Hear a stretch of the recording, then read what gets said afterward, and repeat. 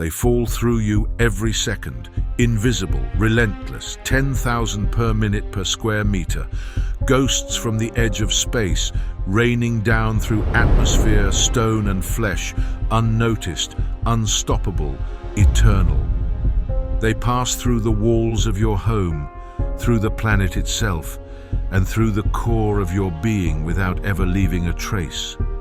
You've never seen one, yet you are constantly bathed in their silent presence. They are called muons. If you could see them, the world would shimmer, a ceaseless storm of lightless rain. Every second they pierce the air you breathe, born from collisions that began long before your first breath.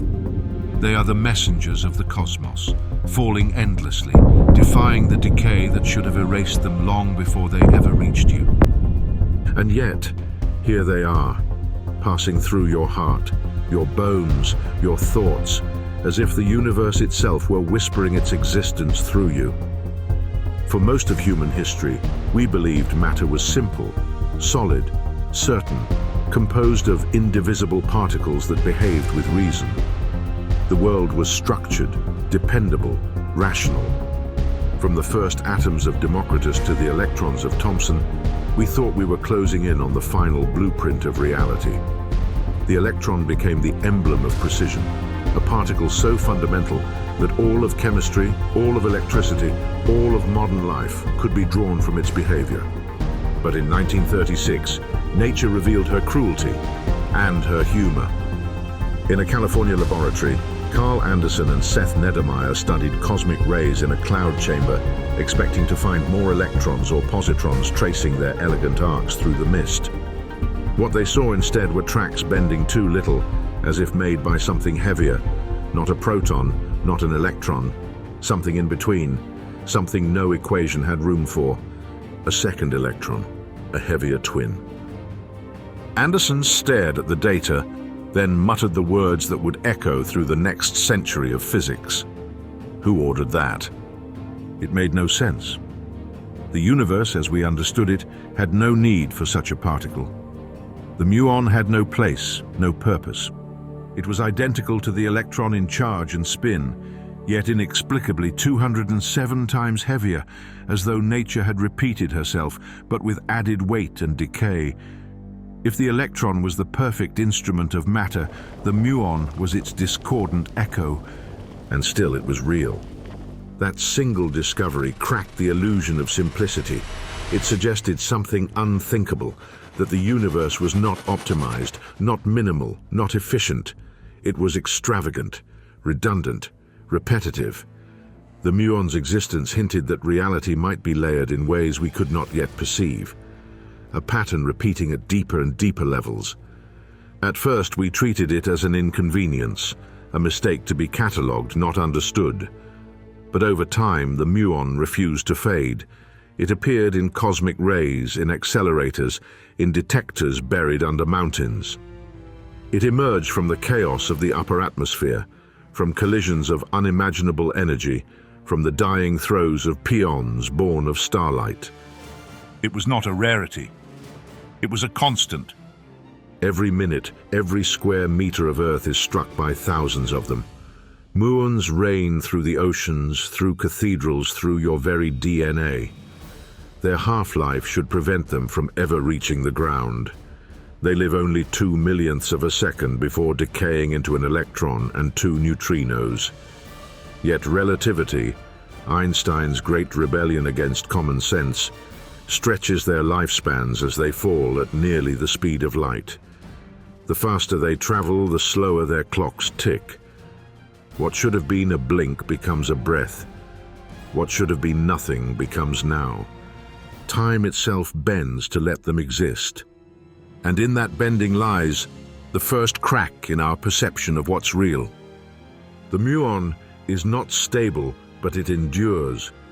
It is not eternal, yet it crosses oceans of time and matter as if reality itself conspires to let it pass.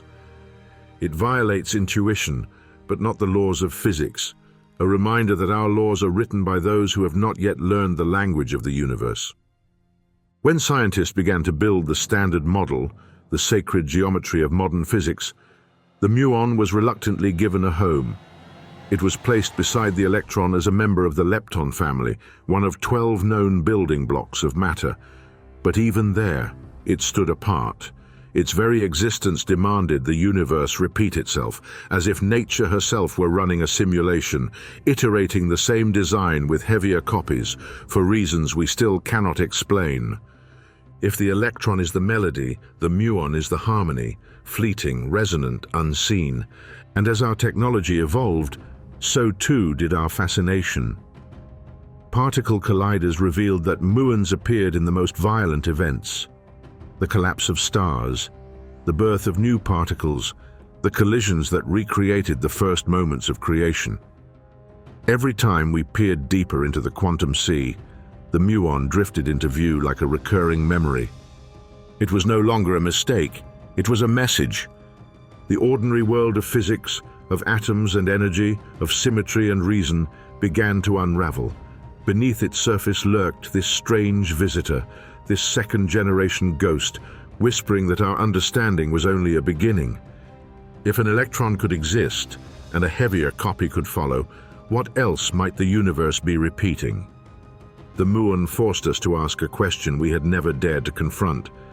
What if the universe builds its reality the way a composer writes music, in themes and variations, each echoing the last, each more complex than before? The world we thought we knew, the world of certainty, began to fracture. Beneath every solid object, beneath every scientific law, a quieter reality was stirring. One made not of permanence but of decay, not of order but of rhythm. And perhaps the muon wasn't a mistake at all. Perhaps it was a clue, the first whisper of a deeper structure beneath existence. The narrator pauses, almost reverent. If something this fleeting, this unstable, this unnecessary could exist, then what else is the universe hiding from us? And what if the key to understanding it all lies not in the stars above, but in the silent storm passing through us right now? In the ghosts of cosmic light that live for the blink of an eye, yet cross the boundaries of time itself to tell us that they are here. Are they real? The question lingers, heavy, infinite, alive, as the invisible rain continues to fall. It began, as all revolutions do, with something small, a faint curve in a line of silver vapor. Carl Anderson was used to seeing beauty in numbers, the delicate arcs left by electrons and positrons twisting through the mist of his cloud chamber. They were predictable, precise, obedient to the equations of electromagnetism. But one morning in 1936, as sunlight spilled through the laboratory window, he saw something that defied that obedience. The particle bent too little. Its path was wrong. Anderson and his colleague, Seth Neddermeyer, stared in silence as more of these strange tracks appeared, their radii wider than any electron should produce under the same magnetic field. It was as if the same kind of particle had suddenly grown heavy, 200 times heavier, and decided to follow its own laws. No one had predicted it. No one had asked for it. They checked for errors. The voltage, the temperature, the film, everything held. The tracks were real. A few weeks later, the announcement rippled through the physics community. A new particle had been found, electrically identical to the electron, but vastly more massive. It decayed in microseconds, leaving only electrons and neutrinos in its wake. It was, in essence, an electron that refused to stay, and so the muon entered history, awkward, unnecessary, and deeply inconvenient. It had no role in chemistry, no place in atomic structure, no theoretical home. The equations that describe the known universe, the carefully balanced architecture of protons, neutrons, and electrons, did not require it. Yet there it was. Anderson's peers were baffled. Some dismissed it as noise, others as an experimental artifact. The universe, after all, had no reason to repeat itself. But the evidence mounted. More cloud chambers, more cosmic rays, more impossible tracks. Every time the data was questioned, the muon appeared again, like an echo that refused to fade. It was not a fluke. It was a message. The narrator's tone lowers, steady and deliberate. Imagine it. High above the planet, cosmic rays slam into the atmosphere, protons moving so fast they blur the boundary between space and time. They strike nuclei of nitrogen and oxygen, splitting them apart, spawning unstable pions that decay in an instant. And from that instant, the muon is born, a child of violence, falling toward Earth at nearly the speed of light. By the time it reaches the ground, it should be long dead. Its clock has run out, yet relativity saves it. Time for the muon flows slower. Its 2 millionths of a second stretch into 64. Enough to reach the soil, the sea, your skin. And then, in a flash of radiation, it disappears. The most ordinary day is a theater of this cosmic drama. Muons are born and die above us in a ceaseless storm, billions of times each second, invisible but unending. They have no reason to exist, and yet the universe insists upon them. The discovery of the muon did not merely add a new piece to the puzzle of physics, it broke the puzzle apart. For decades, physicists had pursued unity, a single, elegant framework that explained all of nature. Each particle and force had its place in the grand symmetry of the Standard Model's infancy. But the muon was different. It had the same charge and spin as the electron, yet no clear purpose. It did not interact with quarks, did not bind into atoms, did not build anything stable. It came, it decayed, it vanished. It was the ghost of the electron, a heavier shadow that lived and died without consequence. In that shadow, a new truth began to form. The universe does not care for human preference. It does not simplify itself for our understanding. It proliferates, it elaborates, it repeats itself with variations that seem meaningless, until one day they aren't. Years later, as particle accelerators replaced cloud chambers, the muon reappeared in controlled collisions. It was no longer a curiosity. It was a tool, one that revealed the deepest layers of existence. It slipped through matter with ease, unbothered by the strong nuclear force that binds protons and neutrons. It left clean tracks, untainted by noise. It became the perfect messenger. But a messenger of what? In the mid-20th century, physicists began to suspect that the muon might be more than an accident, that its strange mass, its transience, its interaction with the weak force could be the signature of something deeper. If electrons were the foundation, muons were the next floor up, proof that reality was built in layers. The discovery of the muon fractured the illusion of finality. If one unnecessary particle existed, perhaps others did too. Nature might not be efficient at all. It might be expressive. An artist painting the same theme in different hues. The narrator's tone grows soft, almost reflective. Every law of physics was written to explain why things persist. The muon forced us to confront the opposite, why things vanish. In those microseconds between birth and decay, the muon exists halfway between being and nothingness. It is long enough to be measured, too short to be understood, a flicker of existence that challenges what it means to exist at all. To measure it is to witness impermanence embodied. Anderson once said that his discovery made him feel both wonder and discomfort, as though the universe were laughing. "It's as if nature is telling us," he wrote, "that we have not yet earned her simplicity." That laughter still echoes. 89 years later, our equations are more complex, our detectors more precise, our colliders more powerful. Yet the muon remains a riddle. It lives too briefly to belong to the tangible world, yet too persistently to belong to the invisible one.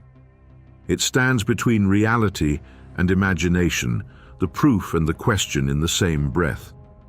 And it forces us to ask, if the universe can create something so precise and so pointless, what else might it be hiding behind the veil of time?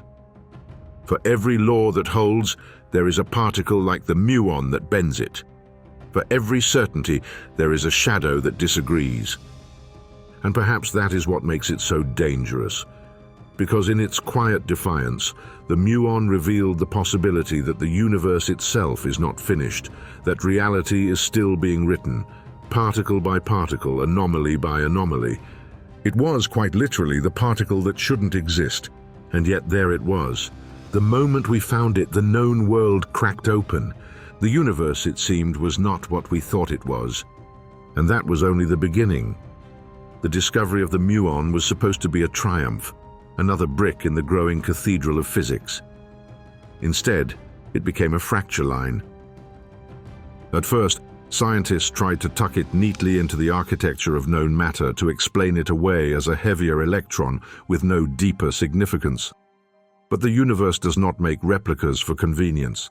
The muon refused to stay quiet. It decayed in its own rhythm, defied our definitions, and seemed to whisper that the symmetry we so cherished was only half the story. In the years that followed, the physics community split in two. On one side stood the pragmatists, those who believed the muon was an accident of nature, a random variation in the cosmic orchestra. They argued that not every note had to fit the melody, that some particles might exist simply because they could. The universe, after all, was vast enough to waste a few ideas. On the other side stood the dreamers, the physicists who looked at the muon and saw a clue. To them, it was not noise but signal. It was the first tremor of a deeper structure, a hint that the standard model, elegant though it was incomplete. The debate became a quiet war. In lecture halls and laboratories, in papers written in the dense language of equations, one question reverberated: why does the muon exist? The standard model could describe how, but not why. It told us that muons, like electrons, were leptons, elementary particles that did not feel the strong nuclear force. It told us their charge was -1, their spin half, their interactions governed by the weak force. But it could not explain their mass, their duplication, or their persistence. The universe, it seemed, was repeating itself in a pattern we could not yet decipher. To some, that repetition was absurd. If the universe were a machine, it was an inefficient one. Why make a second version of the electron that lived for barely a whisper of time? Why create an echo that fades before it's heard? Others saw it differently. Perhaps redundancy was the point. Perhaps the muon was the universe rehearsing, running the same line again and again, each time revealing something new. Fermi, Bohr, and Dirac argued over the table of particles like philosophers debating the existence of gods. Some called the muon a curiosity, others an omen. But none could deny its defiance of simplicity. The narrator's voice darkens. Science, for all its precision, is a deeply human pursuit, and humans crave elegance. We want the cosmos to be ordered, knowable, reducible. But the muon mocked that desire. It was nature's way of saying, "You are not finished." Decades passed. Theoretical frameworks evolved. The standard model expanded to include families of particles, electrons, muons, taus. The duplication that once seemed wasteful became a pattern. Matter, it turned out, existed in generations. 3 layers of identical particles, each heavier and rarer than the last. But that only deepened the question. If the electron is the foundation of matter, what purpose does its heavier twin serve? And if there are 3 generations, why not 4 or 5 or none?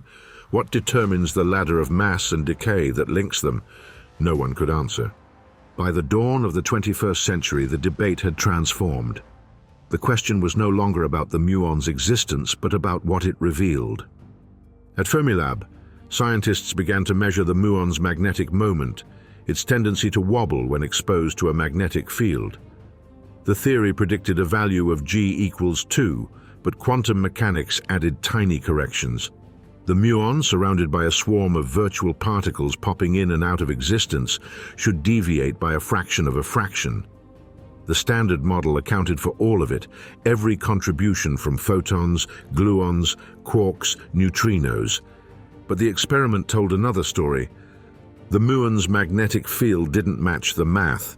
It spun faster than expected, precessing through the vacuum as if tugged by something unseen. The difference was microscopic, 1 part in a billion, but in physics, that kind of imperfection is blasphemy. And so, the argument reignited. Was it an error in the data, a miscalculation in the theory, or a sign that something beyond the standard model was whispering through the muon's spin? In 2025, the debate reached its crescendo.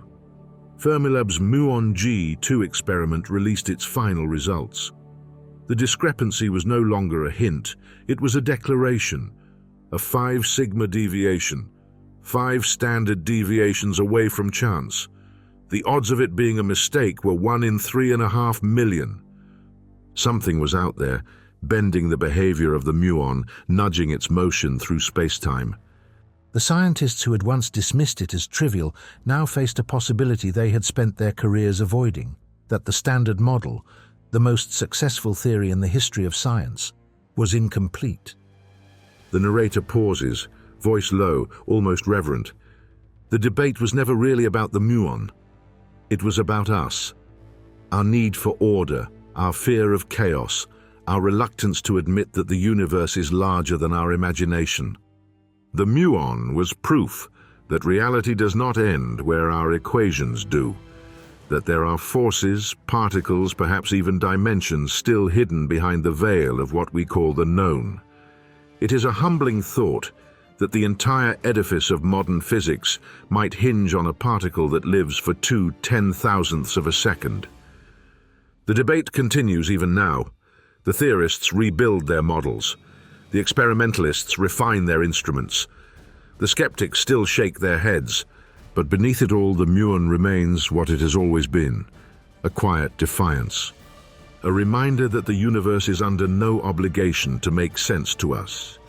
And perhaps that is its greatest gift, that in questioning it, in doubting it, in debating its purpose, we are drawn ever closer to what we truly seek. Not certainty, but wonder.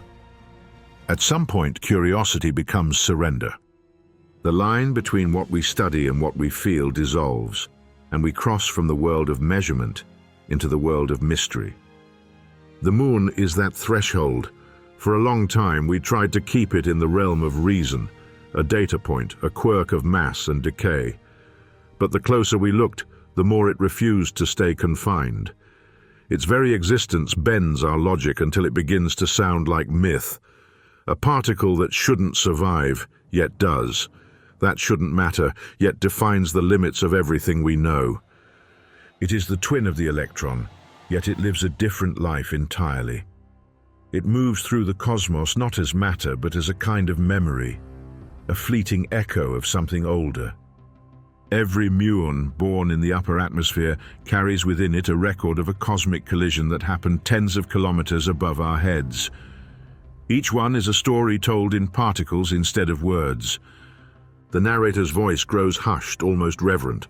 When we cross into the subatomic world, we step into a place where language fails. Here, things do not exist in the way we understand existence. A particle can be 2 places at once. It can live and die in the same breath. It can borrow energy from the vacuum and repay it before reality notices. And here, the muon drifts, not as matter but as probability. To watch one decay is to witness the choreography of the universe itself. The muon transforms into an electron, a muon neutrino, and an electron antineutrino, obeying the weak force that governs all fleeting things. In the blink of an eye, it unravels into something else, as though even its death is an act of creation. We thought the universe was built from permanence, but the muon reveals a deeper truth. It is built from process. Nothing stays, everything becomes. The world of the very small has no solidity.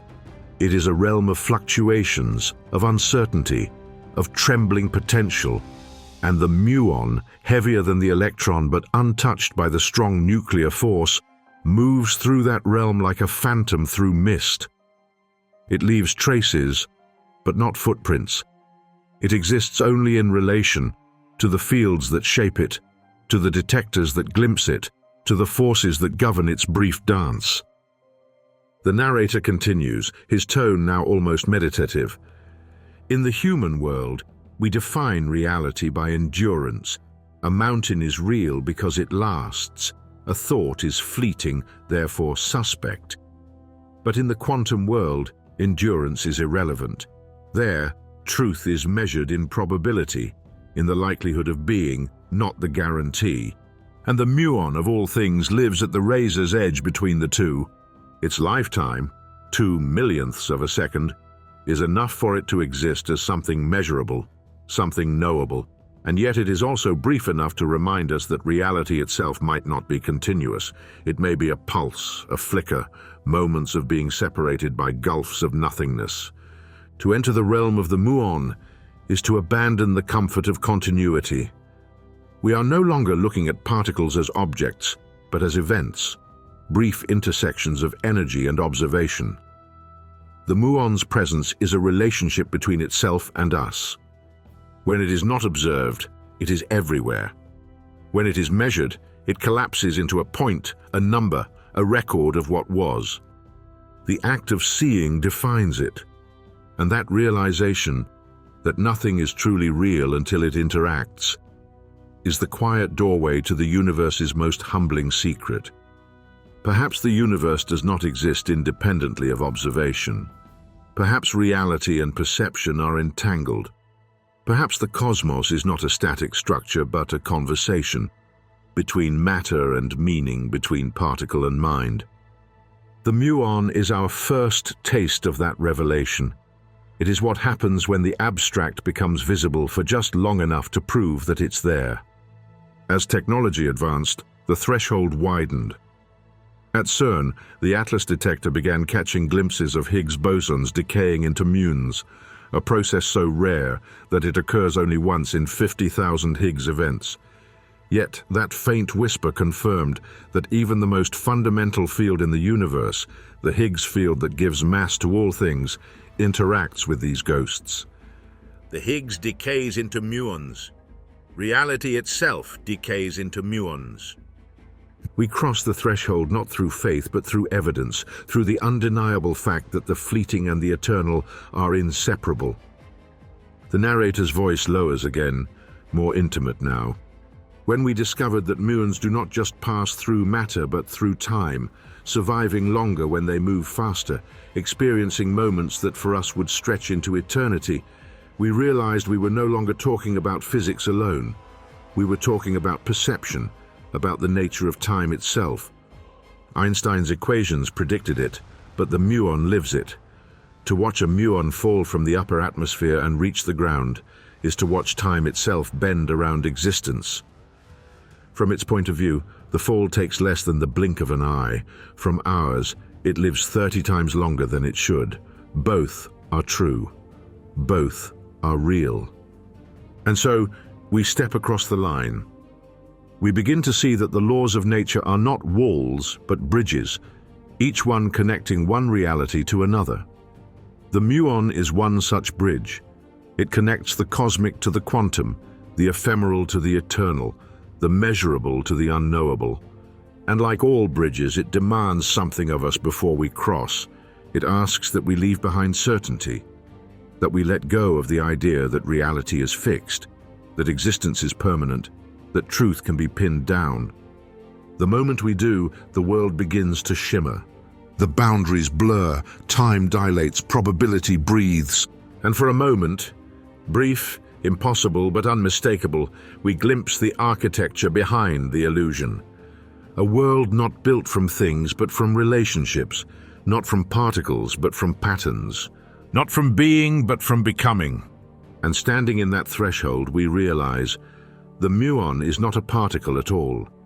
It is the universe remembering itself for just 2 ten-thousandths of a second at a time. The search for the muon's truth became a pilgrimage, one that drew together the most brilliant minds and the most sophisticated machines ever built. For the muon was not just a mystery, it was a mirror. In its defiance of theory, it reflected the limits of human understanding. The first to join the quest were the cosmic ray hunters. High in the Andes in Japan and deep beneath the Alps, Detectors waited for muons born in the upper atmosphere, children of starlight and violence. They fell in silence, carrying information from realms untouched by our instruments. Each detection was a heartbeat of the cosmos, a particle crossing billions of years of history to decay at our feet. But to understand the muon's secret, we had to make it ourselves.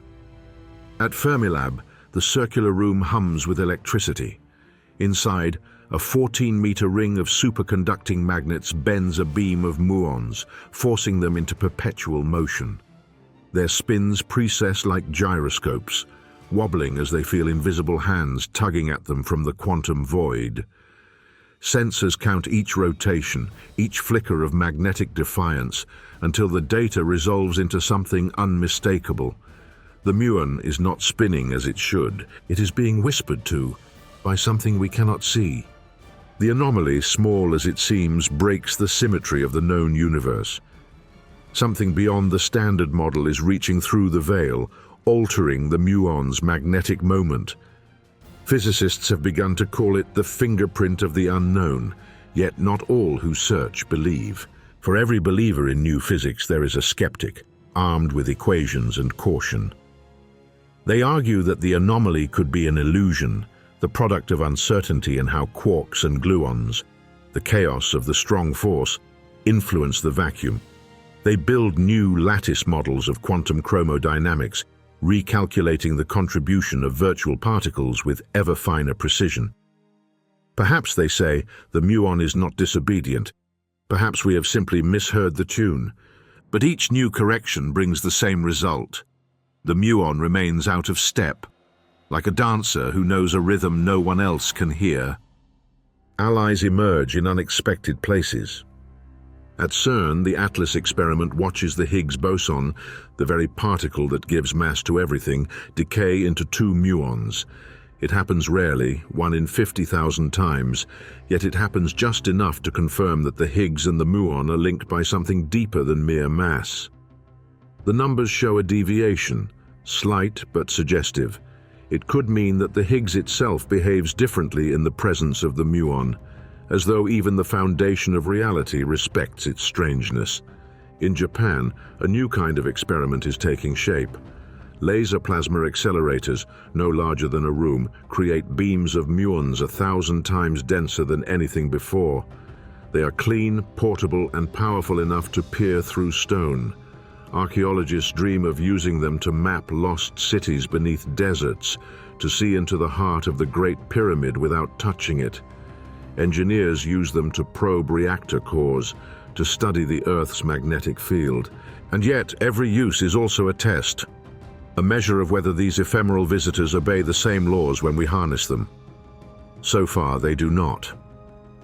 Muons scatter through matter in ways that seem slightly off, slightly skewed, as if our equations are missing a term written in a language older than physics itself. Not all allies are human. In Antarctica, a kilometer beneath the ice cube detector listens for the ghostly passage of muon neutrinos, particles so elusive that trillions pass through you every second without leaving a trace. When one does interact, it creates a muon, a visible messenger of the invisible. These flashes of blue light, Cherenkov radiation, form the universe's own handwriting, tracing stories from galaxies billions of light years away. Each one begins as an equation and ends as a question. Enemies arise too, not of ideology but of uncertainty. The muon's brief life makes it notoriously difficult to study. It decays almost as soon as it is created, leaving us with fragments and probabilities. Detectors strain to catch its final breaths, to measure something that refuses to be measured. The narrator's tone lowers, filled with quiet tension. Science is not built on faith. It is built on the refusal to settle for mystery. But the muon has forced even the most rational minds to consider that mystery might not be an obstacle. It might be a feature. Each new experiment reveals both more and less. The precision grows, but the answers recede. Theories bloom and wither in months. Supersymmetry, dark photons, leptoquarks, all proposed as possible explanations for the muon's defiance, each rise and fall like waves breaking against the same immovable shore. The closer we come, the further the truth recedes. Yet the search continues, because to stop would be to accept that the universe contains secrets it will not share. At Fermilab, the final data set of the Muon G2 experiment was released in 2025. The result? A 5 sigma deviation, beyond statistical doubt. The room fell silent. No one cheered. Because the discovery did not answer the question, it deepened it. What force, what field, what unseen layer of existence is tugging on the muon's spin? Could it be the trace of new particles, heavy, hidden, never yet observed? Could it be the signature of dark matter whispering through the vacuum? Or could it be something older still, the faint tremor of a cosmic architecture we were never meant to see? For every experiment that confirms the anomaly, 100 new ones are planned to explain it. The allies, CERN, Fermilab, IceCube, Super Kamiokande, the future Hyper Kamiokande, and even the proposed Muon Collider, form an unbroken chain of curiosity stretching across the Earth. They are not chasing a particle, they are chasing a principle, the idea that even the briefest flicker of matter might contain the entire blueprint of the universe. The narrator pauses. Enemies of understanding are not only found in data, they live in the human heart, in our fatigue, our pride, our desire to be right rather than to see. But the muon cares for none of it. It exists outside belief, outside argument, outside time. In the end, the tests, the allies, and the enemies all serve the same purpose: to remind us that the quest for knowledge is not a straight line. It is a loop, a ring, like the one at Fermilab, where particles spin endlessly, searching for a truth that always lies one rotation ahead. And somewhere within that ring, the muon waits, its spin just slightly off, its rhythm slightly wrong, as if it's humming a song from the other side of reality. For decades, the muon had been treated as an intruder, a guest that arrived uninvited to the grand equation of the cosmos. But somewhere between the magnets of Fermilab and the detectors buried in Antarctic ice, a new realization began to take shape. What if the muon was not an accident? What if it was a signal? Physicists don't like the word meaning. It feels unscientific, emotional, even dangerous. But as the data accumulated, the line between data and destiny began to blur. Patterns emerged, delicate, elusive, undeniable. In August 2025, the Atlas collaboration at CERN released its refined measurements of the Higgs boson decaying into muons. It was a rare event, almost mythical, one that occurred in just 2 out of every 10,000 Higgs decays. But those 2 events were enough to shake the foundations of modern physics, because the numbers didn't quite match. The rate of decay was slightly higher than predicted, just enough to suggest that something was influencing the Higgs field, the invisible ocean from which all particles draw their mass. The discrepancy was small, 1.2 times what theory demanded, but that tiny difference whispered of an unseen connection between the heaviest field in the universe and one of its most fragile creations. The muon was not just responding to the Higgs, it was conversing with it. And in that conversation, physicists began to glimpse a symmetry, faint and fractal, like a pattern seen only when the light hits at the right angle. It was as though the universe were repeating itself across scales, from the Higgs field that grants mass to galaxies, to the muon that lives for 2 millionths of a second, both obeying the same quiet mathematics. When Fermilab's G2 ring revealed its final results a month later, the pattern deepened. The anomaly, the muon's subtle defiance of theory, was not random. It lined up almost perfectly with predictions made by models that included new particles, forces that existed beyond our current comprehension.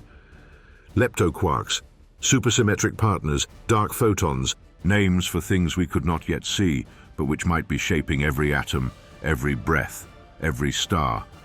For the briefest moment, everything seemed to fit. The muon's extra mass, its fleeting lifetime, its magnetic irregularities, they were not errors, they were signatures, a code embedded in the fabric of the cosmos. The narrator's tone slows, deepens. Imagine this. Reality as a song, every particle a note, each obeying the same unseen harmony. Electrons hum the fundamental tone, steady, enduring. Muons echo it at a higher octave, the same melody, but shifted, resonating with something larger. And somewhere beyond, other voices join, the tau, the neutrino, the quark, together forming a structure of sound too vast for us to hear in full. For an instant, the scientists watching the data unfold could feel it, that impossible symmetry between the very large and the very small. The same ratios that defined cosmic orbits appeared again in the spin precessions of subatomic particles. The same equations that describe galaxies seemed to whisper in the decay curves of muons. Coincidence, some said. But others felt something stirring, something close to awe. A physicist at UCL described it in a quiet interview. It's as if the universe is reminding us that its laws aren't local.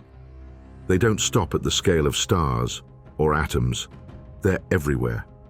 The muon is the echo that lets us hear them. For a brief, dazzling moment, it all made sense. The muon was not an orphan, but a messenger, not an anomaly, but an announcement. Its lifetime, its spin, its interaction with the Higgs. Together, they formed a bridge between the quantum and the cosmic, between the invisible architecture of fields and the visible beauty of matter, between what we can measure and what we can only feel. The narrator pauses, a breath drawn through time itself. And yet, even in that perfect symmetry, there was something off. Because every revelation in science carries a shadow. Every time we glimpse the order behind the chaos shifts shape. The equations began to misbehave again. Data that once aligned began to drift. Precision that once reassured began to unravel. It was as though the universe, aware that we were finally close, changed its tune. The G2 anomaly, the Higgs deviation, the flavor asymmetries from LHCb, all of them were real. But they did not converge. They danced around a truth we could feel, but not define. The narrator's tone hardens, awe tinged with unease. Perhaps the muon is not revealing new physics. Perhaps it is revealing the limits of physics. Maybe what we are measuring is not a new force, but the moment our theories reach their horizon, the edge of what the human mind can contain. For the briefest instant, though, that doesn't matter. Because in that golden midpoint, when all the data, all the theories, all the hopes align, the universe opens itself just enough for us to see the pattern behind the veil. And it is beautiful. The muon becomes more than a particle. It becomes a metaphor. For fragility, for defiance, for the eternal cycle of discovery and loss. And in that shimmering balance between knowing and unknowing, we see a reflection of ourselves. We too are temporary, flickering beings that carry messages we don't fully understand. We too are the universe, remembering itself for a moment. But moments never last. And just as the pattern begins to reveal itself, it begins to fracture. The data splinters, the certainty fades, the muon begins to fall back into silence. And what comes next will test not our instruments, but our faith in the very idea of understanding. It is a cruel thing, to glimpse the order of the cosmos only to have it dissolve in your hands. For a brief golden moment, the muon had given us coherence. A pattern that whispered of deeper laws, hidden symmetries, cosmic intention. But patterns are fragile things. They shimmer for an instant, and then fracture into the noise from which they came.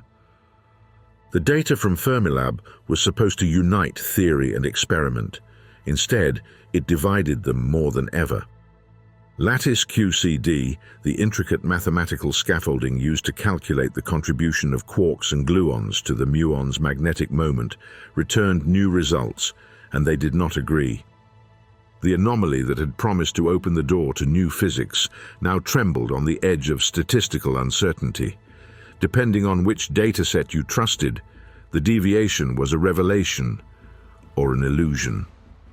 The narrator's tone lowers, patient and heavy. The scientific world turned inward, uneasy.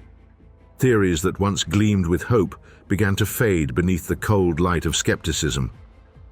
Supersymmetry, once the most elegant extension of the standard model, faltered. Its predicted particles, leptons, squarks, neutralinos, remained ghosts, unobserved despite decades of searching. If they existed, they were hiding beyond reach. If they didn't, then the muon's strange behavior had no explanation at all. In September 2025, the final report from Fermilab confirmed the numbers. A 5 sigma discrepancy, statistically undeniable, yet still untethered to meaning. Theoretical physicists recalculated every contribution they could think of: vacuum polarization, hadronic loops, quantum electrodynamic corrections. And still, the numbers wavered like a mirage. The muon had tricked us again. Was it pointing to new physics, or was it laughing at our arrogance? The narrator pauses and the tone becomes reflective, almost mournful. This is the fall, the inevitable descent after revelation. Every age of discovery must walk through it. The telescope that showed us the stars also showed us our insignificance. The microscope that revealed the cell also revealed our fragility. And now, the collider that split the atom shows us how little of reality is truly ours to know. At first, it was denial. Scientists insisted the answers were close. One more dataset, one more calculation. But the data kept shifting, the patterns kept breaking, the clarity kept dissolving. The LHCb experiment at CERN reported new results in flavor physics, the way particles transform from one type to another. For years, their data had hinted that muons behaved differently from electrons in the decay of B mesons, a violation of what was thought to be a perfect symmetry in nature. But the new 2025 data flattened that deviation. The asymmetry was smaller. The miracle perhaps had been a fluctuation. Some called it progress, science self-correcting, cutting away false hope. Others called it heartbreak. The muon, which once seemed like a key to another universe, now sat in the center of a fog thicker than before. In conference halls, the excitement had turned to silence. Papers once titled "Hints of New Physics" became "Reassessments of Standard Model Precision." The very act of recalculating became an act of humility. And yet, in that silence, a deeper question began to form, one that reached beyond the numbers. Why do we need the universe to be simple? Why do we ache for symmetry, for patterns that make sense, for laws that close the circle? Perhaps the muon's defiance is not failure. Perhaps it is instruction. The narrator's tone deepens, slow and deliberate. Maybe nature does not speak in straight lines or perfect symmetries. Maybe it murmurs in dialects of chaos and imperfection. Maybe the muon's anomaly is not a crack in our understanding, but a window. If so, it is a painful one, because to look through it is to accept that our equations are not the universe. They are only shadows of it. Even time seems to conspire with that truth. The muon, whose very existence depends on relativity, embodies the paradox. Moving close to the speed of light, it lives 30 times longer than its own clock allows. It defies time itself, but only for a moment. Then it decays, and all that bending of physics ends in silence. It survives by dying more slowly. It travels by pausing its own heartbeat.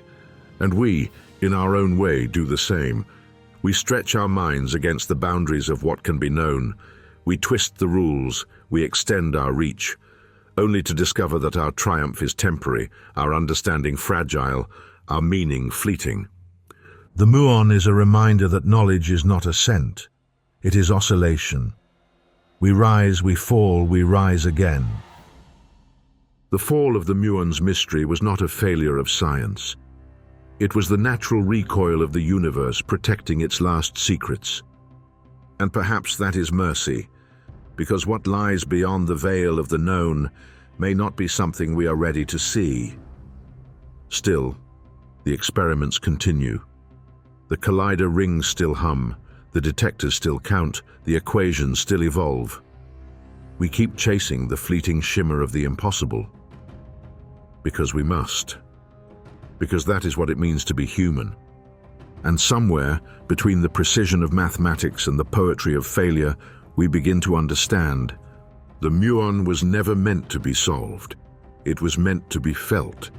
It is the ache of unknowing condensed into a particle. The embodiment of curiosity's fall and its resurrection. And soon, that resurrection will come. But first we must face the ordeal, the breaking point where discovery becomes faith and science becomes something close to prayer. Every revelation in science arrives wrapped in a paradox. The closer we approach truth, the more it slips from our grasp, like light bending away at the edge of a black hole. The muon has always lived at that edge, a particle of exquisite precision, measured to the thousandth decimal, and yet capable of undoing entire theories with the faintest deviation. It is here, in that gulf between knowledge and unknowing, that we reach the ordeal. The narrator's voice darkens, weighted with quiet gravity. At Fermilab, the superconducting ring hums endlessly, its magnetic field holding the path of the muons like a halo of containment. Each particle races around it at 99.9% of the speed of light, precessing like a spinning coin, its axis wobbling under the influence of every invisible force the universe can conjure. And for each wobble, each infinitesimal defiance of prediction, the scientists watch, as if staring into the eye of creation itself.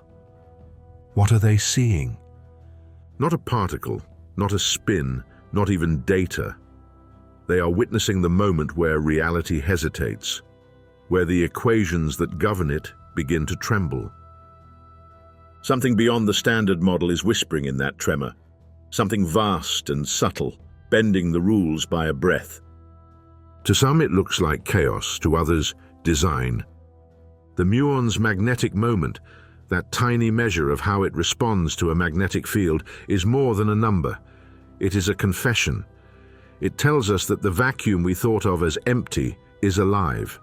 It seethes with virtual particles, quarks, gluons, dark entities flickering in and out of existence 1 trillion times per second. The muon moves through this sea like a prophet through a storm, its path distorted by things unseen. And so, its wobble becomes a map of the invisible. But the map is incomplete. The data defies perfect reproduction. No equation accounts for everything. The harder physicists try to pin it down, the more elusive it becomes. The ordeal of the muon is the ordeal of science itself. The realization that the universe does not yield under force. It only reveals itself in moments of surrender. The narrator slows, the tone now almost intimate. What if this is the lesson? That the pursuit of truth is not conquest, but communion. Perhaps the muon's brief existence, its 2/millionth of a second, is not a flaw, but a mirror of our own impermanence. It appears, it decays, it vanishes, and yet in that blink, it shapes everything around it. Without muons, the chemistry of the atmosphere would change. Without them, cosmic rays would fall silent. Without them, our detectors could not see the ghosts of neutrinos, nor could our equations feel the pressure of the unknown. We need the muon's transience. We need its disobedience, because it is only when something breaks our rules that we learn where those rules end.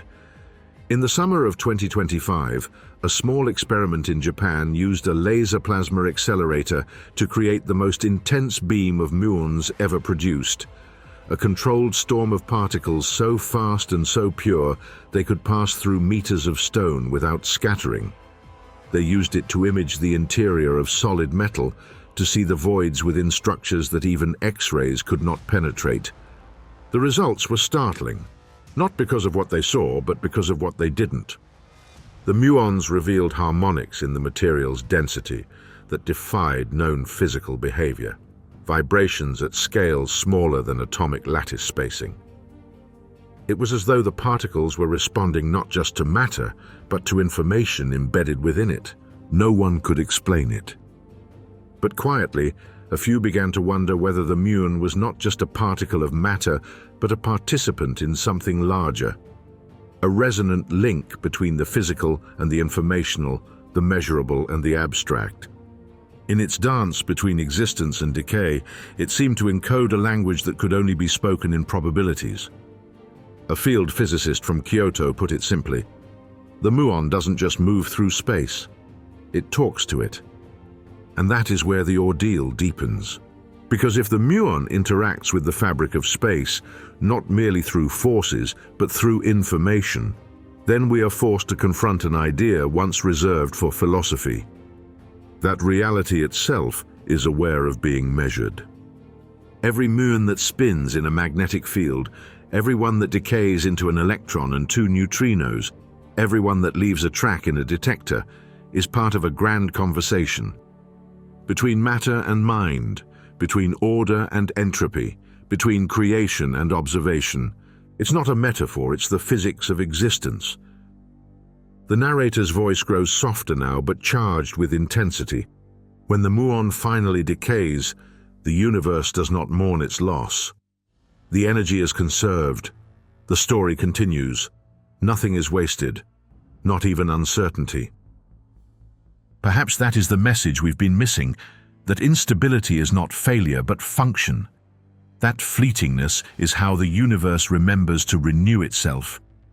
The ordeal is not to understand the muon, but to accept what it reveals, that everything, from galaxies to particles to us, exists in the same fragile balance between order and oblivion. That to be real is to be temporary, and that somehow is enough.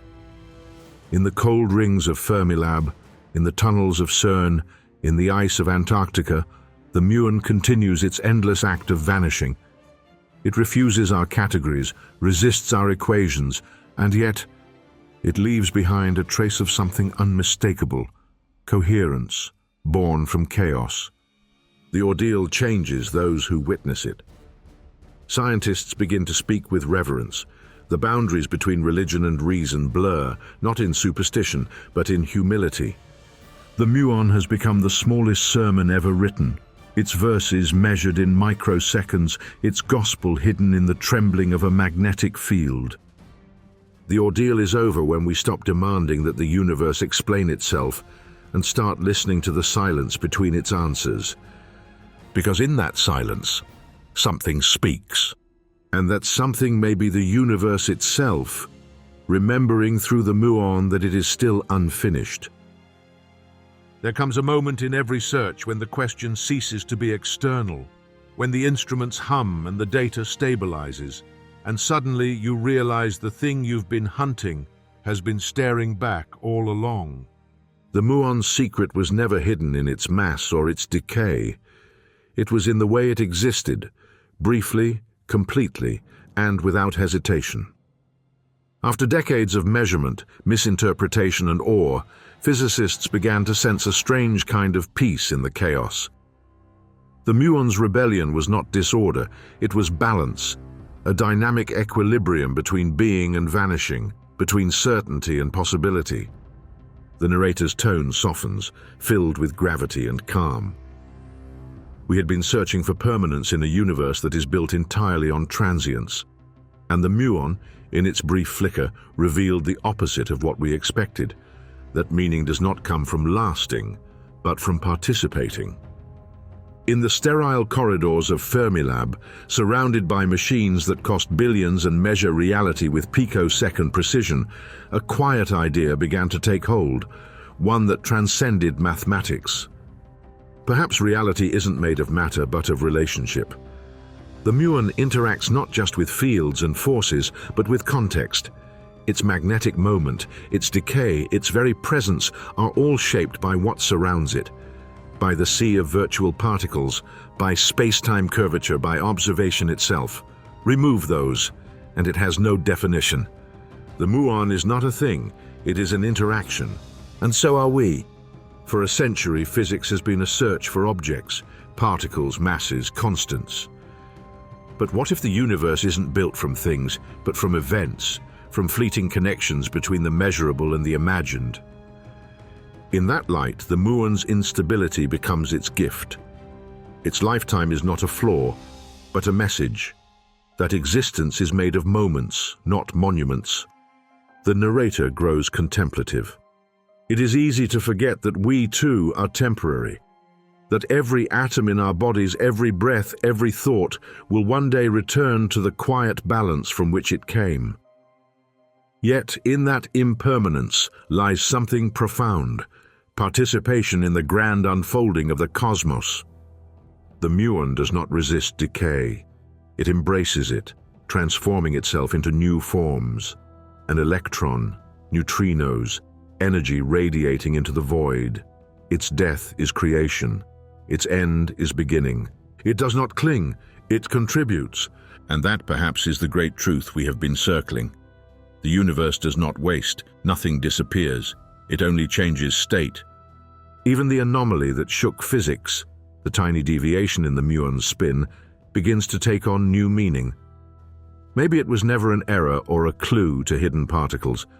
Maybe it was the universe's way of showing us that perfection is an illusion, that beauty lives in the asymmetry, in the subtle defiance that keeps everything alive. The narrator's voice lowers as if confiding a secret. When the final data from the G2 experiment was announced, there were no cheers, only silence. The kind of silence that follows when something vast and incomprehensible has brushed against human understanding. Somewhere in that silence one realizes the pursuit was never about proving the universe right, it was about learning to listen.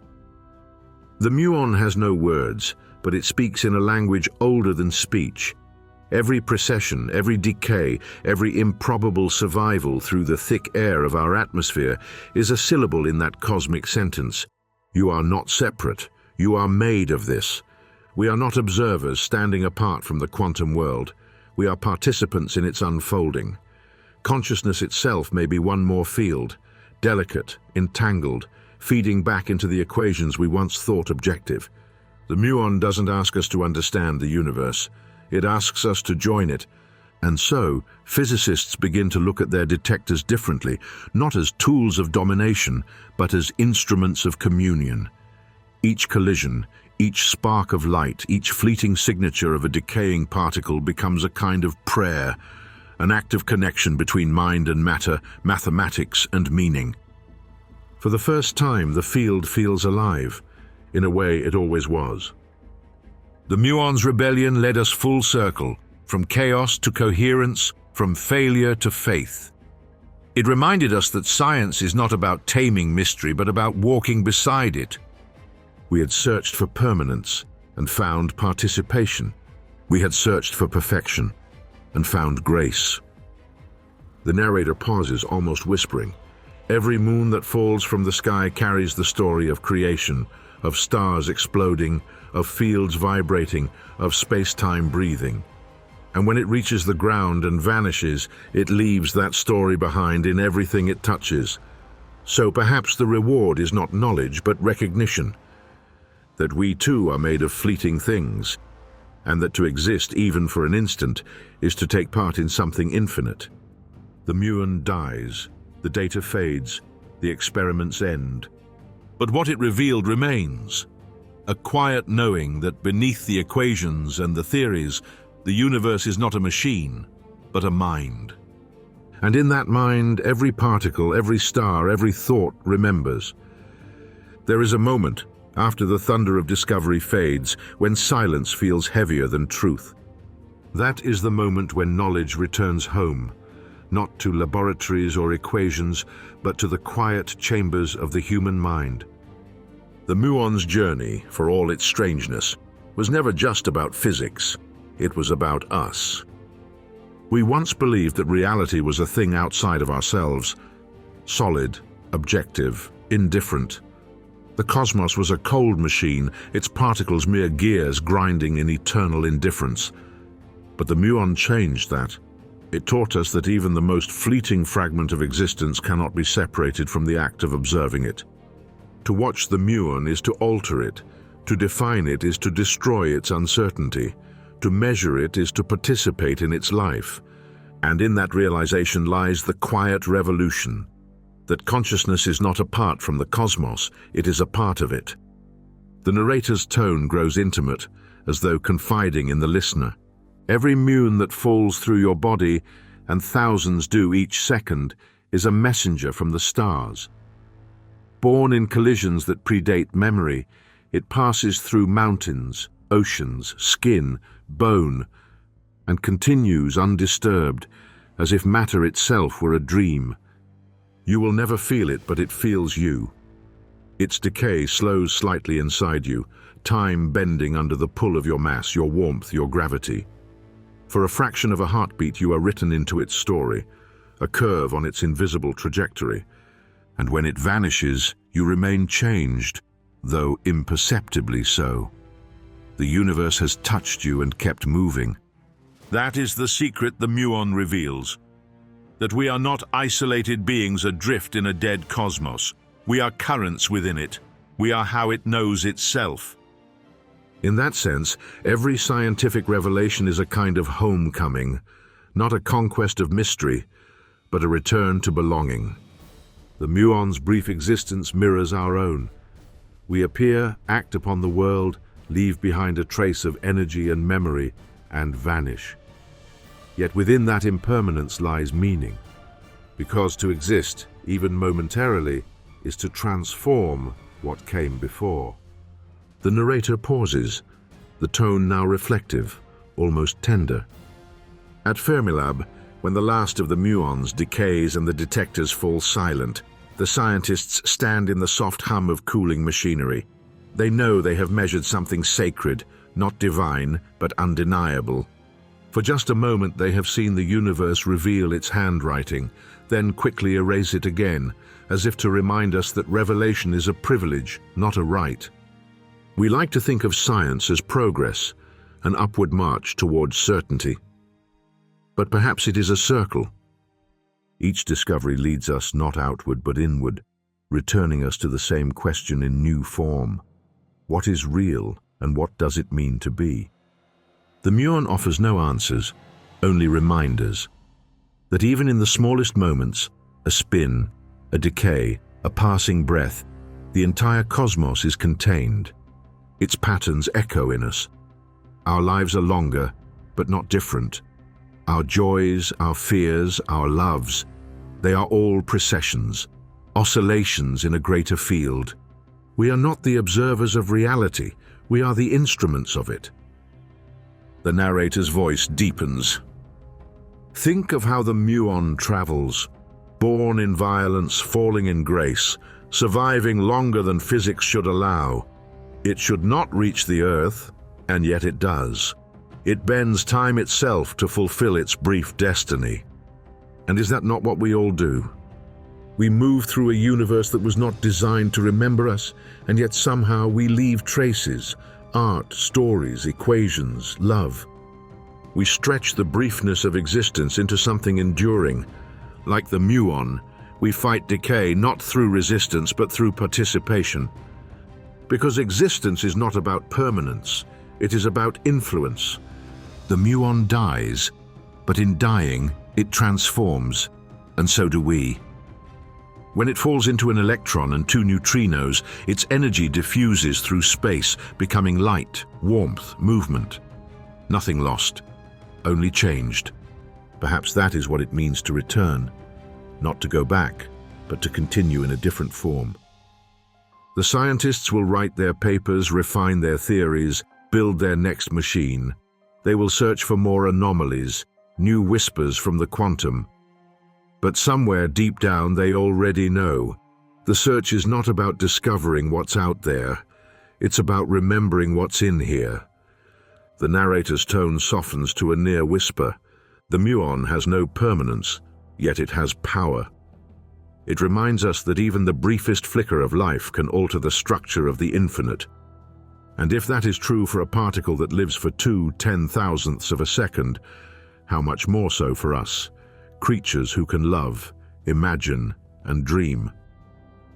The return, then, is not to the laboratory or to the sky. It is to the self, to the awareness that every heartbeat is a quantum event, every thought a field fluctuation, every act of kindness a disturbance in space-time that will never fully fade. We are, all of us, cosmic muons, fleeting, beautiful, and utterly essential. Our lives may be brief, but the universe remembers, and that is enough. There is a strange stillness that follows revelation. It's the silence after lightning, that suspended breath when everything feels sharper, cleaner, more alive.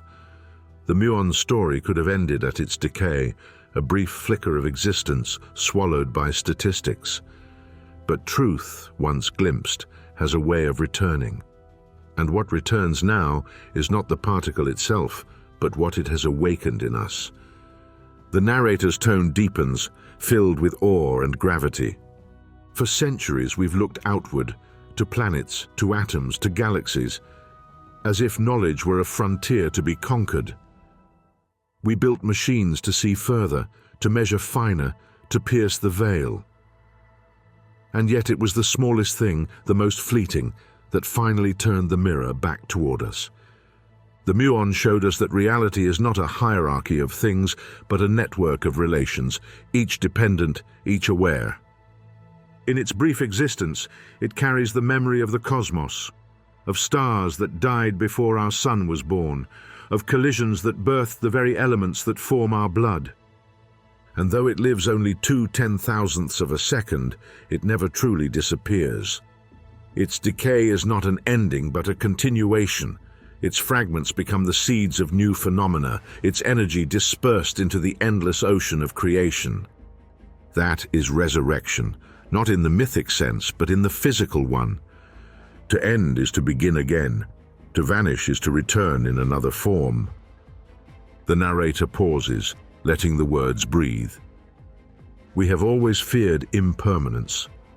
We build monuments, write equations, seek laws that promise stability. But the muon whispers something softer, something truer. That there is no permanence, only persistence, the eternal recycling of being through transformation. It is not the survival of the self that defines eternity. It is the survival of influence. In the halls of CERN, the detectors glow in silence. In the frozen darkness of Antarctica, the Ice Cube Observatory listens for the faint echoes of muon neutrinos from galaxies beyond sight. Across oceans, in universities and basements, minds turn to the same thought. That what we are measuring is not chaos, but continuity. A rhythm so vast we mistake it for noise. Every decay curve, every spin alignment, every wobble in a magnetic field, all of it part of a single ongoing breath.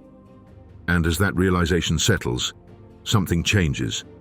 The scientists who once argued about anomalies begin to speak of beauty. The skeptics grow quiet. The believers in order and the believers in uncertainty begin at last to sound the same. Because the muon has resurrected more than a theory, it has resurrected wonder. The narrator's voice lowers to a near whisper. Imagine a universe that remembers. Every fluctuation, every decay, every fleeting life imprinted into the quantum fabric. Nothing forgotten, nothing truly lost. Even the photons that leave your eyes at this moment, reflecting the light of this world, will travel forever, carrying with them the proof that you once existed. The universe does not archive its history. It is its history. And within that history, the muon is both scribe and symbol. The reminder that eternity is not endless time, but endless renewal. Perhaps then, death, in every form, is simply the universe folding in on itself to continue the story elsewhere. The muon decays into an electron and two neutrinos, each destined for its own journey. The energy disperses, but the information, the pattern, remains.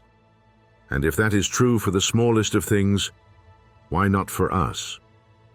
Our atoms were once stardust, our consciousness the fleeting shimmer of quantum coordination. When we vanish, the pattern doesn't die. It diffuses. Our warmth becomes photons, our breath becomes wind, our memory becomes momentum in the minds of others. The narrator grows quiet, reverent. This is the resurrection the muon teaches, that life and death are not opposites, but phases of the same vibration, that every ending is a continuation seen from another angle, that the universe's only constant is becoming. In the wake of the muon's brief existence, we find a new form of faith, not in gods or particles, but in participation, in the knowing that we are threads in the same field, vibrations in the same cosmic equation. Science cannot explain why beauty exists, but it can show us where it hides. And in that revelation, we rediscover what we had lost: reverence. The narrator's tone swells like a tide rising.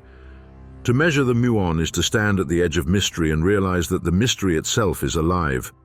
It breathes through us, speaks through us, decays through us. We are not apart from it, we are it. The resurrection is not the return of the muon. It is the awakening of our perception. The moment we see that the universe is not indifferent, but intimate, that it is not mechanical, but musical, that it is not made of things, but of experiences. Every muon that lives and dies in our atmosphere carries that song forward. And when we finally learn to listen, we realize we have heard it all our lives, in the heartbeat, in the pulse of light, in the quiet between thoughts. The muon does not survive, it continues, and so do we. There are moments when the universe stops pretending to be complicated, moments when all the noise, all the equations, all the theories collapse into a single, quiet understanding. This is that moment. The narrator's voice softens, not with fatigue, but with reverence. The muon's lesson was never buried in data. It was written plainly in its behavior. It comes into being, it interacts, it changes form, and it continues. That is the universe's entire grammar spoken in one syllable. Everything vibrates, everything connects, everything remembers.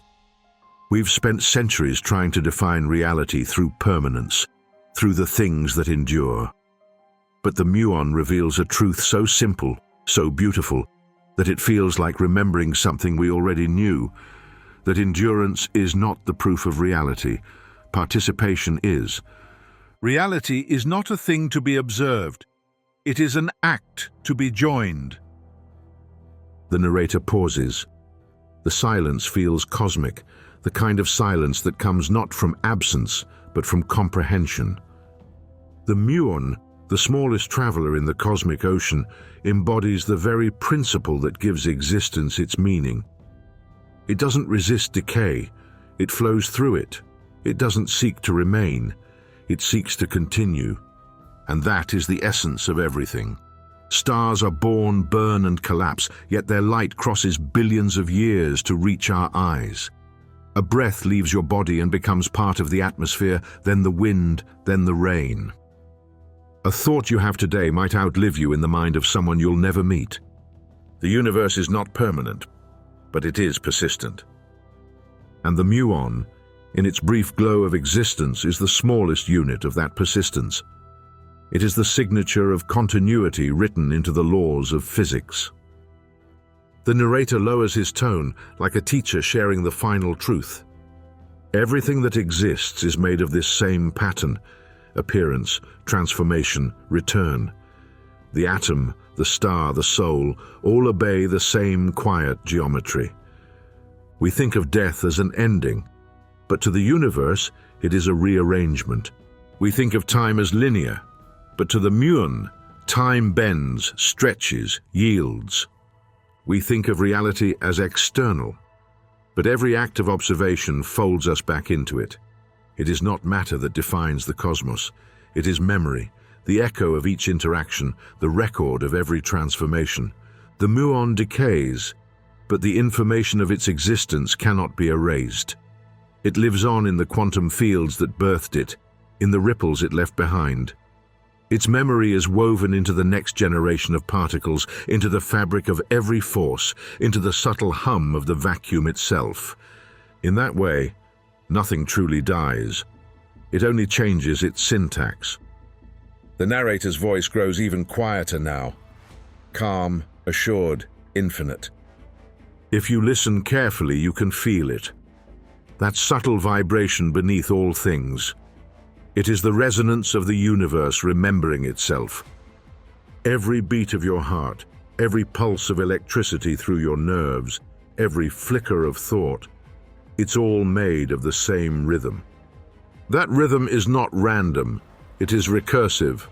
It folds outward into galaxies and inward into quarks, repeating the same law in every scale. You are that pattern, the same oscillation, the same brief spark repeating across eternity in different forms.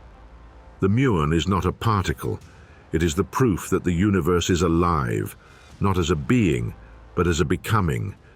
And in that becoming lies the secret. The cosmos is not searching for completion, it is practicing continuity. The smallest things, the particles that die before a thought can form, are the ones that keep the whole alive. That is the elixir, the distilled essence of everything the muon came to teach. The narrator exhales, a near whisper. Reality is not built from permanence. It is built from participation. It is not the eternal that defines existence, but the eternal recurrence of transformation. We are not here to remain. We are here to resonate. And when the resonance fades, the pattern endures, whispering through the next generation of stars, the next wave of light, the next breath of life. The muon's brief life reminds us of our own, fleeting, fragile, but infinitely meaningful. Because to exist, even for a moment, is to add your note to the song the universe has been singing since time began. Everything vibrates, everything connects, everything remembers. And perhaps, when we finally understand that, we will realize the universe was never silent. It was listening. There is a strange quiet that follows understanding. Not silence exactly, more like the soft resonance that lingers after a bell has been struck. It is in that aftersound that the muon's story continues. The narrator's voice is lower now, slower, carrying a deep and reflective calm. Once, long ago, we thought the universe was a cold machine, built from particles that neither cared nor remembered. We imagined ourselves as observers looking in from the outside, detached, analytical, alone. But then came a flicker in a magnetic field, a particle that refused to behave, and suddenly the machine began to sound more like music. The muon was supposed to be meaningless, an unnecessary echo of the electron, a redundancy in the cosmic order. But echoes, as we have learned, often hold the truest sound. We followed that echo into the heart of reality, and there we found something astonishing. That meaning is not an invention of consciousness, but a property of existence itself. Every vibration, every decay, every fleeting trace in the detectors was part of a vast symphony, one that had been playing since the first atoms cooled from the fire of the Big Bang. And though the muon's voice is brief, it is never lost. Its resonance passes on, from decay to field, from field to wave, from wave to you. You are hearing it now. The same pulse that once traveled through the vacuum, through ancient stars, through the trembling air of the early Earth, now hums inside your chest. The narrator pauses, his voice almost fading into the darkness. When Carl Anderson first saw that faint, impossible curve in the vapor of his cloud chamber, he could not have known what he was witnessing.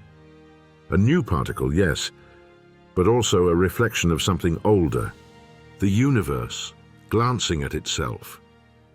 And now, nearly a century later, we recognize it for what it was, a signal not of new matter, but of remembrance. The muon is the cosmos repeating itself. Every particle that lives and dies does so with the same grace, appearing, interacting, vanishing, never wasted, never forgotten. The pattern remains, the rhythm endures. If you could see it all at once, if you could step outside of time and watch every muon that ever lived, you would see something extraordinary, not chaos, but choreography. 1 trillion particles moving in perfect silence, each one rising and falling like the breath of a single vast organism. That organism is the universe, and we are within it. The narrator's voice is almost a whisper now, slow and deliberate. Close your eyes and imagine a field of endless darkness. Now, imagine a single spark, born, lived, gone. Then another and another and another. Soon the darkness is alive with flickers, each one brief, but together forming a glow that never dies. That is reality. That is memory. That is us. The muon was never just a particle. It was the proof that impermanence can build eternity, one flicker at a time. The echo of its life still travels through the magnetic fields of the earth, through the quiet air above deserts, through the oceans, through you. It hums faintly at the edge of all things. The same hum that has been there since the beginning. It is not asking to be heard, it is asking to be remembered. And in that remembering, the cycle completes. The narrator draws one final breath. Once, we looked at the universe and thought it was matter. Then, we learned it was energy. Now we see it is memory. The muon passes. The echo remains. And if you listen long enough, you can still hear it. A faint, eternal vibration. The sound of existence remembering itself. If this story has found its way to you, perhaps it was meant to. For somewhere in the invisible lattice of reality, a muon may have passed through you as you listened, silent, unseen, but real as breath. A fragment of the cosmos, crossing time and matter, tracing its brief curve through your body before fading back into the fabric that birthed it. The narrator's tone is hushed now, reverent, timeless, the echo of a secret being shared. That is the quiet magic of this universe. You are never separate from it. You are made of its patterns, carried by its rhythms, composed of its light. The same equations that define the muon's fleeting life describe your own heartbeat. The same probabilities that decide its path through space govern the choices you make, the thoughts you think, the lives you touch. We are not spectators of the cosmos, we are the continuation of its experiment. And though we live longer than the muon, we too will decay, into light, into warmth, into memory. Yet in that transformation, something is preserved. The vibration, the resonance, the connection. Nothing is lost, nothing is wasted. Every spark joins the field. Perhaps that is what the universe has been trying to tell us all along. Not through revelation, but through repetition. Through particles that refuse to vanish quietly. Through equations that almost fit. Through whispers that never stop. Every muon is a message, a reminder that even the smallest thing can change the course of understanding. And every listener, every seeker who follows that message to its end, becomes part of its echo. The narrator's voice softens to a near whisper. So if this journey has awakened something in you, a question, a stillness, a sense that there is more, hold on to it. Let it hum quietly beneath the noise of the world. Because what you have heard here is not an ending, it is the resonance that lives on. The frequency between curiosity and wonder, between knowing and mystery. And somewhere beyond this moment, beyond this screen, beyond the thin veil that separates the seen from the unseen, the next story is already beginning. The next particle, the next frontier, the next impossible question. The universe is not finished speaking. And neither are we. A pause.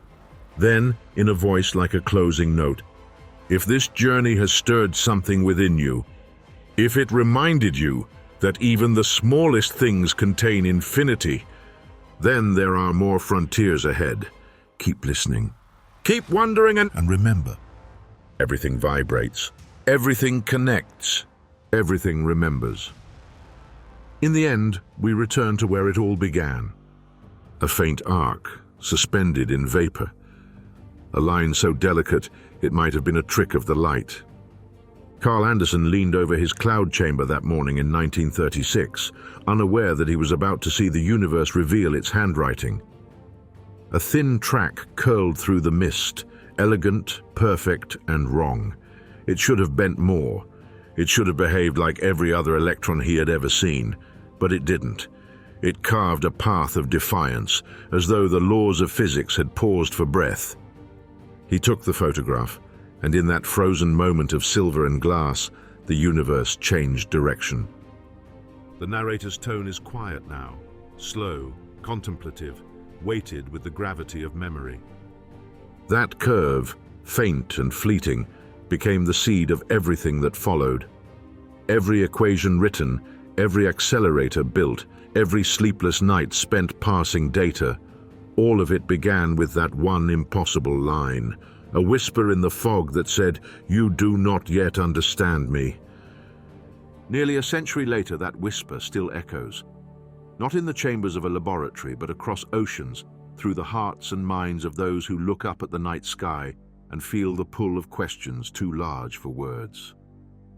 The Muons path has never truly ended.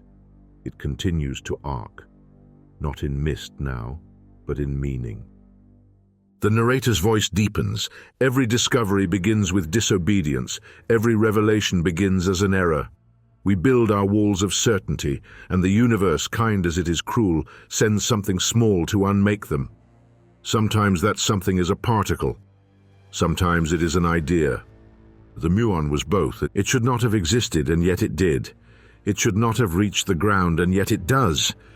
Every second, 10,000 of them falling on every square meter of the Earth, reminders of the cosmos' refusal to be simple. They fall on mountains, on oceans, on glass towers and open hands. They pass through concrete, through skin, through bone, leaving no trace but a story. Each one is a messenger. Each one says the same thing. I am not supposed to be here, and yet here I am. And isn't that what we all are? The narrator pauses, letting the air itself carry the weight of the thought. We spend our lives tracing invisible paths, through time, through love, through failure, through faith, bending under forces we can't see, guided by fields we can't name. We too are arcs in the fog, trying to find the shape of our trajectory before it vanishes. Maybe that's why the muon haunts us. Not because it breaks the rules, but because it behaves the way we do.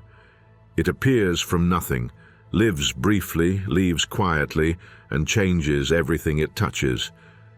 It doesn't last. It participates. We have built telescopes to look outward and colliders to look inward, but every time we peer through either, we are really looking for ourselves.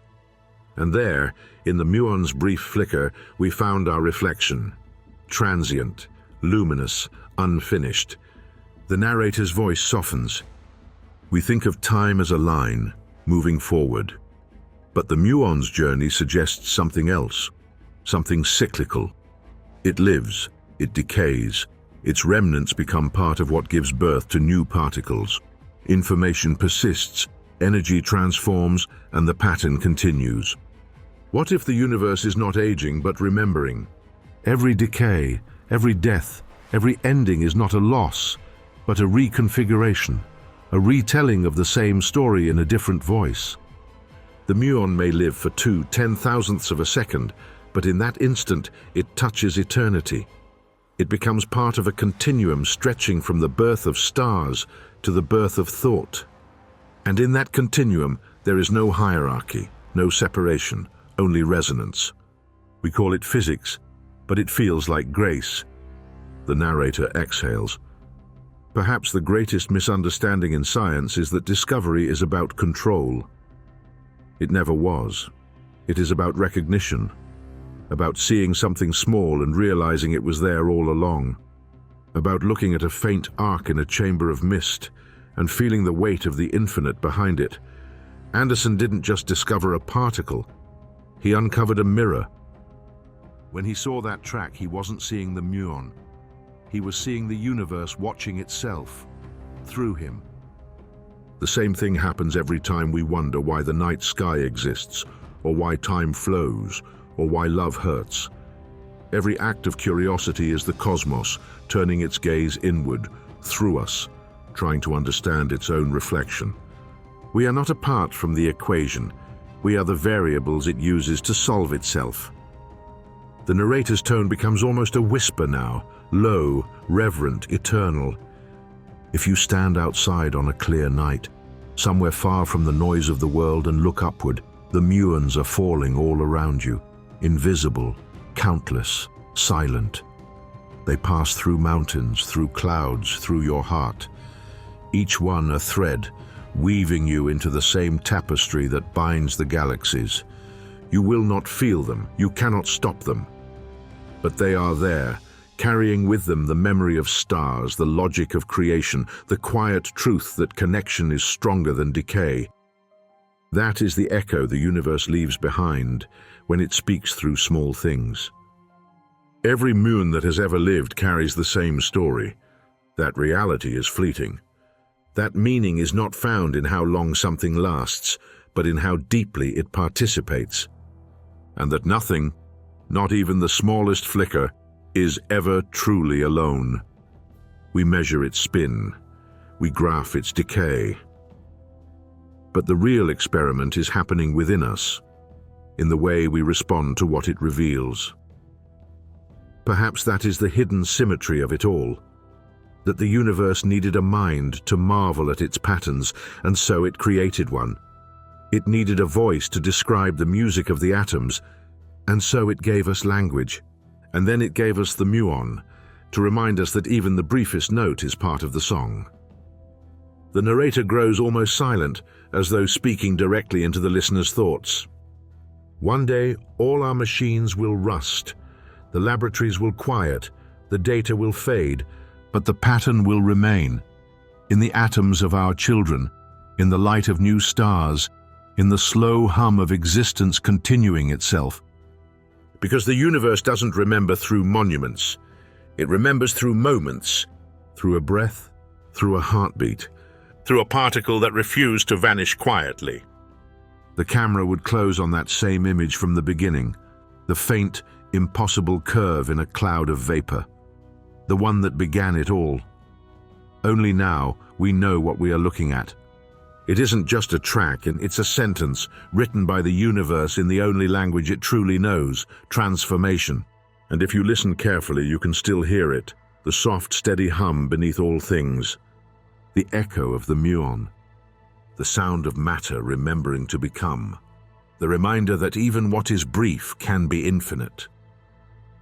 The narrator's final words drift like a breath dissolving into the dark.